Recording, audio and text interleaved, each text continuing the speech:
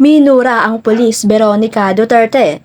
Ito ay sa kadahilan ng nawala ng pasensya ang anak ni ex-President Duterte sa police official. Wala sa pay grade ko yun, ma'am. Tagalogin na natin. Sabihin nyo kung saan siya dalahin. The hard way. Tang ina ka. The hard way.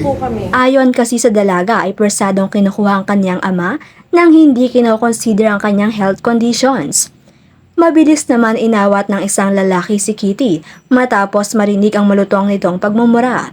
Samantala, naglabas pa ng ebidensya si Kitty, isang resibo na patunay na hindi maayos ang kalagayan ni ex-President Duterte.